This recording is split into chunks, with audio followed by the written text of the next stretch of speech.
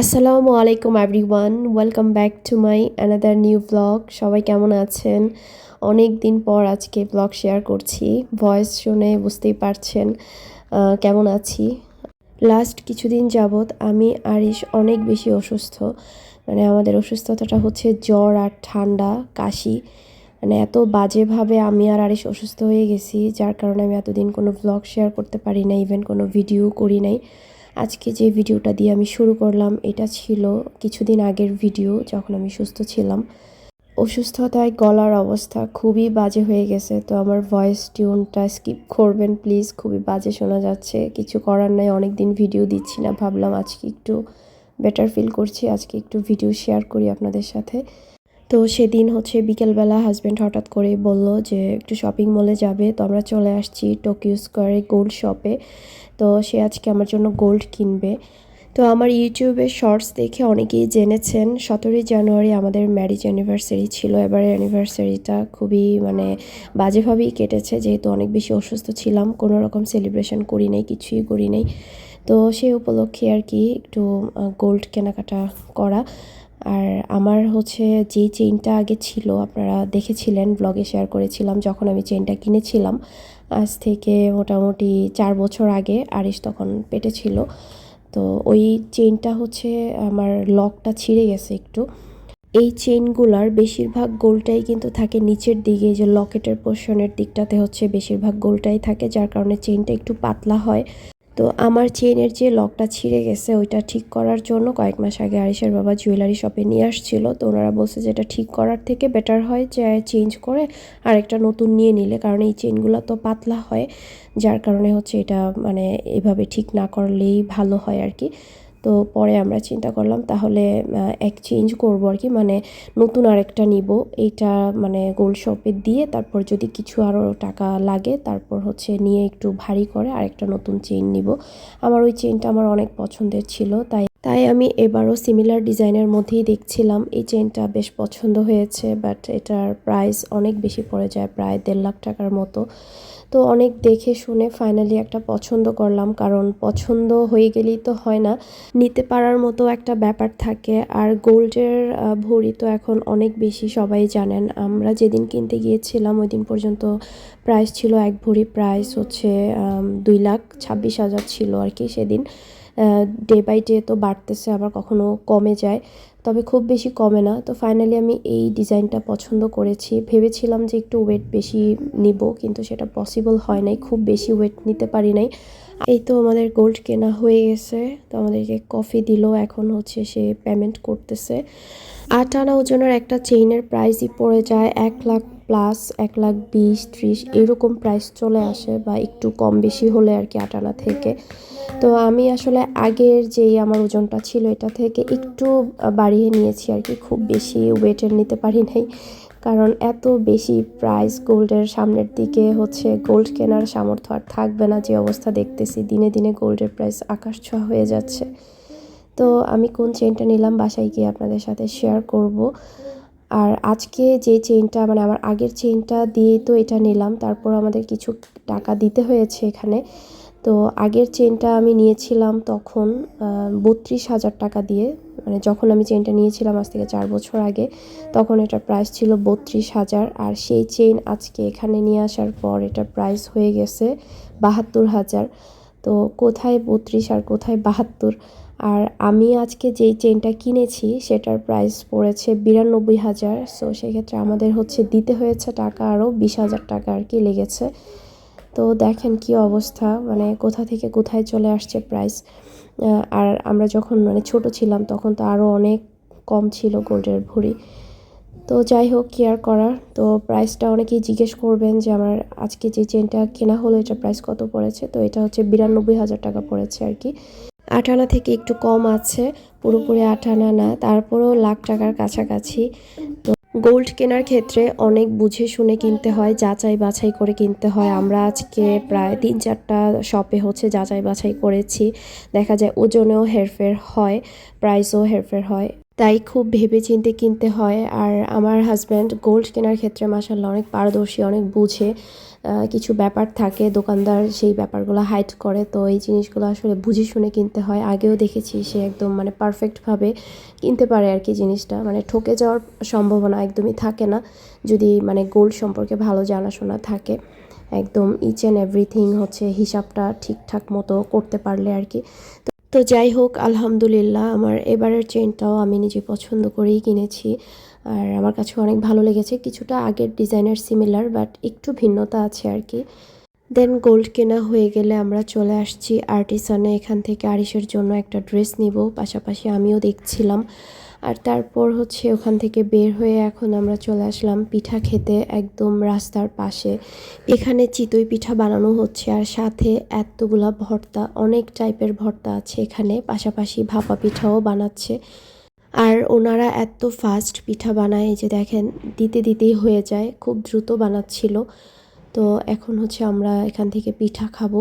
প্রথমে চিতই পিঠা খাবো, আর তারপর হচ্ছে ভাপা পিঠা। তো এই যে এদিকে একসাথে কতগুলা করে ভাপা পিঠা বানাচ্ছে। এখানকার ভাপা পিঠাও আমার কাছে ভালো লেগেছে, একটু এলাচ ফ্লেভার মনে হয় এরা অ্যাড করে, একটু এলাচের ফ্লেভার লাগে আর কি পিঠাটাতে। আর চিতই পিঠাগুলোও খুব মজা ছিল। ভর্তা অনেকগুলা ছিল, কয়েকটা ভর্তা তো খুবই মজা। তবে এই ধরনের খোলামেলা পরিবেশে ভর্তাগুলো মানে খেতে একটু প্রথম দিকে কেমন লাগে, কিন্তু যখন খাওয়ার মধ্যে ডুবে যায় তখন হচ্ছে মনে হয় যে আহ কি মজা। তো চিতই পিঠার সাথে আসলে ভর্তার কম্বিনেশনটা বেস্ট। তো এখানে যে আমার হাজব্যান্ড এনে দিল, প্রথমে 2টা এনে দিয়েছে, পরে অবশ্য আরও খেয়েছি, কারণ এগুলো হচ্ছে একসাথে নিয়ে না খেয়ে গরম গরম একটা একটা করে নিয়ে নিয়ে খেতে ভালো লাগে। তারপর খাওয়া হয়ে গেলে এখন নিয়ে আসলো ভাপা পিঠা। তো চিতই পিঠা খেয়ে মোটামুটি পেট ভরে গেছে। তো ভাপা পিঠা দুইজনে 2টা খেলাম, প্রথমে একটা খেলাম, এখন আবার আরেকটা নিয়ে আসলো। ভাপা পিঠাগুলো অনেক মজা ছিল, সাইজও মোটামুটি ভালোই বড় ছিল। তারপর চলে আসলাম চা খেতে। তো আরিশের বাবা নিয়েছে তেঁতুল চা, সাথে কাঁচামরিচ দেয়া। কত টাইপের চা যে এখন আবিষ্কার হয়েছে তার কোনো শেষ নেই। চাটা মোটামুটি ভালোই ছিল। তারপর চলে আসলাম ওভেন দেখতে। সেদিন হচ্ছে ভিডিওতে বলেছিলাম এয়ার ফ্রায়ার নিব নাকি ওভেন নিব, সেটা নিয়ে আপনাদের মানে সাজেশন চেয়েছিলাম, যে অভিজ্ঞ আপুরা একটু পরামর্শ দিবেন যে কোনটা নিলে বেস্ট হয়। তো সবার কমেন্ট আমি পড়েছি, আর খুবই ভালো লেগেছে। আপনারা আমাকে বেস্ট যে জিনিসটা সেটাই খুব সুন্দরভাবে এক্সপ্লেইন করে সাজেশনটা দিয়েছেন। তো পরে আমরাও চিন্তা করলাম, দেন আমার হাজব্যান্ডকে বলার পর সে বলল যে আমি তো প্রথম দিকেই চেয়েছিলাম ওভেনটাই নেয়ার জন্য, তুমি না এয়ার ফ্রায়ারের কথা বললা। দেন হচ্ছে আমরা আজকে আবার ওভেন দেখতে চলে আসলাম। কয়েকটা শোরুমে দেখেছি, আজকেই কিনে ফেলার ইচ্ছাটা মোটামুটি দুজনেরই ছিল। তারপরও আমরা একটু বসে আছি বাণিজ্য মেলা একটু ভিজিট করার জন্য। তো আর কোন ব্র্যান্ডেরটা আসলে সবচেয়ে বেশি ভালো হবে, স্মার্ট ওভেনের মধ্যে কয়েকটা ব্র্যান্ডই দেখেছি। এখন আমি একটু কনফিউজড যে মানে আসলে কোন ব্র্যান্ডটা সবচেয়ে বেশি ভালো হবে আর কি। অন্যান্য ইলেকট্রিক জিনিস যেগুলো আমরা ইউজ করি, তো সেইগুলোর ব্র্যান্ড সম্পর্কে তো মোটামুটি জানা আছে যে কোনটার জন্য কোন ব্র্যান্ড ভালো। ওভেন যেহেতু আগে আমার ইউজ করা হয় নাই, সো সেক্ষেত্রে আমি একটু কনফিউজড যে ওভেনের জন্য কোন ব্র্যান্ডটা হচ্ছে বেস্ট হবে। তো আমাদের হচ্ছে এই উইকেই বাণিজ্য মেলায় যাওয়া হতো, আমার আর আরিশের সিকনেসের জন্য মূলত যাওয়া হয় নাই। আমরা মা ছেলে অনেক বেশি অসুস্থ, মানে কি বলবো, জ্বর ঠান্ডায় হচ্ছে আমরা এত বেশি মানে দুর্বল হয়ে পড়েছি। আমার আরিশ তো একদম বিছানার সাথে লেগে গেছে, মানে প্রচণ্ড কাশি, সেই সাথে জ্বর ঠান্ডা, আমারও সেম প্রবলেম। তো দুজনেই ডক্টর দেখিয়েছি, মেডিসিন খাচ্ছি, সবাই দোয়া করবেন আমাদের জন্য। তো আজকে বেশ কয়েকটা শোরুম ভিজিট করে একটু আইডিয়া নিলাম। তারপর আমরা এখন বাসায় চলে যাব, আর যাওয়ার পথে চায়েন ছিলে আসলাম একটু ওয়েজেস খেতে। এখানের ওয়েজেসটা খুব ভালো লাগে, সাথে যে সসটা সার্ভ করে এটা আমার কাছে অনেক ভালো লাগে, ক্রিমি একটা স্ট্রাকচার। তো খাওয়া দাওয়া শেষ করে তারপর হচ্ছে বাসায় চলে যাব, আর তারপর আমার চেনটা একটু ডিটেলস আপনাদেরকে দেখাবো। অনেকেই আমাকে হচ্ছে সেই স্টোরি দেখে ইনবক্স করেছেন যে আপু এরকম আপনার একটা চেইন ছিল না ভাইয়া যে আগে দিয়েছিল। তো হ্যাঁ, আপনারা ঠিকই ধরেছেন, এটার মতো না হলেও প্রায় কাছাকাছি আর কি ডিজাইনটা। আর আগেরটার থেকে এটার ওয়েটটাও একটু বেশি। তো আগেরটা তো প্রাইস বলেছিলাম যে প্রাইস এখন বর্তমান প্রাইস হচ্ছে 72,000, আর আমার এই চেনটা নিয়েছে 92,000 আর কি। তো যাই হোক, আমি আগের চেইনের ছবিটা একটু আপনাদেরকে মানে দেখিয়ে দিচ্ছি, স্ক্রিনে দিয়ে দিচ্ছি আগের চেইনটা কেমন ছিল। এটা হচ্ছে 22 ক্যারেট দুবাই গোল্ড, আমার আগেরটাও সেম ছিল। তো যাই হোক, এটাই হচ্ছে আমার এবারের অ্যানিভার্সারি গিফট। যেহেতু আমার চেইন ছিঁড়ে গেছে তাই আমি অন্য কোনো নতুন গোল্ড মানে নিতে পারি নাই, চেইনটাই নিতে হয়েছে। আর যেই পরিমাণ দাম গোল্ডের, অন্য কিছু নেওয়ার চিন্তা আর করি নাই। তো হাজব্যান্ড হচ্ছে চেইনটাই কিনে দিল আবারও নতুন করে। তারপরে এই ভিডিওগুলো ছিল আমার অসুস্থতার সময়ের। দুপুরবেলা হচ্ছে বাহির থেকে খাবার এনে খেয়েছি, কোনো রান্নাবান্না করি নাই। এটা শুক্রবারের ভিডিও ছিল। তারপর সন্ধ্যার দিকে এত বেশি চটপটি খাওয়ার ক্রেভিংস হচ্ছিল। বাইরের চটপটি যদিও আমি খাই না, পছন্দ করি না, বাট খুব খেতে ইচ্ছে করছিল একদম ঝাল ঝাল করে। আর গায়েও প্রচণ্ড জ্বর ছিল, তাই হাজব্যান্ড হচ্ছে এতগুলো চটপটি ফুচকা নিয়ে আসছে। আর এটা ছিল শনিবারের ভিডিও। শনিবার আমাদের অ্যানিভার্সারি ছিল 17ই জানুয়ারি। তো সেই দিনও হচ্ছে কোনো কিছুই করা হয় নাই, রান্নাবান্নাও করি নাই। এই প্রথম মনে হয় যে আমি কোনো স্পেশাল দিনে বাসায় কোনো রান্নাবান্না করি নাই বা সেলিব্রেশনের কোনো ধরনের কোনো প্ল্যানিং আমরা করি নাই আর কি। টানা 3 দিন আমি শোয়া থেকে উঠতে পারতেছিলাম না জ্বরের কারণে। আর শরীর এত বেশি দুর্বল হয়ে গেছে, রান্না করা আমার পক্ষে পসিবল হয় নাই। তো খাবার বাহির থেকে এনে এনেই খাওয়া হয়েছে। আজকেও জোর করে নিয়ে আসছে, একদমই আসতে চাই নাই। জোর করতে করতে পরে আমরা আসতেই দেরি হয়ে গেছে, আসবো না করতে করতে। তো পরে আমরা ধানমন্ডির একটা চাইনিজ রেস্টুরেন্টে আসি। আমাদের বিয়ের 6 বছর পূর্ণ হলো। সবাই আমাদের জন্য দোয়া করবেন, সারা জীবন যেন সুখে দুঃখে দুজন দুজনের পাশে থাকতে পারি, মৃত্যু পর্যন্ত আমাদের জন্য সবাই দোয়া রাখবেন। এই যে দেখেন আমাদের মা ছেলের অবস্থা। আমার অনেক শরীর খারাপ ছিল তখন, আর আরিশের অবস্থা খুব বেশি খারাপ ছিল। আরিশ হচ্ছে মানে কাশতে কাশতে একটা পর্যায়ে ওর শ্বাস নিতে কষ্ট হচ্ছিল। তো খাবার আসতে লেট হচ্ছিল দেখে প্রথমে আমরা একটু ডেজার্ট নিয়েছি। তারপর আমাদের খাবার সার্ভ করলো, আর আমরা নিয়েছিলাম grilled fish steak, fried rice আর সটেড ভেজিটেবল একটাতে প্ল্যাটার।